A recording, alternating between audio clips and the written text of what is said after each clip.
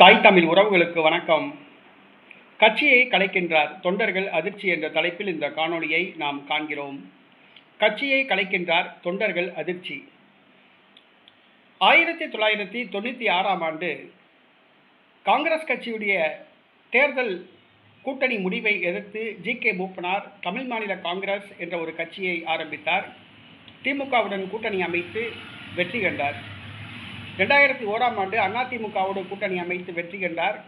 அடுத்த சில மாதங்களில் மூப்பனார் காலமாகிவிட்டதால் அவருடைய மகன் ஜி.கே. வாசன் கட்சிக்கு தலைவரானார். காங்கிரஸ் கட்சியோடு தமிழ் மாநில காங்கிரஸை இணைத்தார். மத்திய அமைச்சராக 10 ஆண்டு காலம் பதவி வகித்தார். காங்கிரஸ் ஆட்சியை இழந்த பிறகு மீண்டும் தமிழ் மாநில காங்கிரஸ் என்ற ஒரு கட்சியை ஆரம்பித்தார். ஆனால் 96இல் இருந்த வரவேற்பு ஜி.கே. வாசனுக்கு கிடைக்கவில்லை. தற்பொழுது பாஜக கூட்டணியில் இருந்து வருகிறார். ஒரே ஒரு முறை ராஜ்யசபா எம்பி ஆனார். அதற்கு பிறகு அந்த கட்சி சட்டசபை தேர்தலிலோ நாடாளுமன்ற தேர்தலிலோ வெற்றி பெறவில்லை.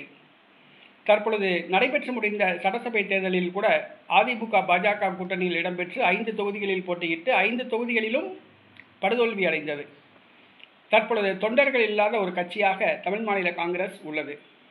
ஆக பாரதிய ஜனதா கட்சியில் இணைந்தால் நமக்கு ஏதாவது ராஜ்யசபா எம்பி பதவி கிடைக்கும், மத்திய அமைச்சராகலாம் என்று ஜி.கே. வாசன் கருதுகிறார்.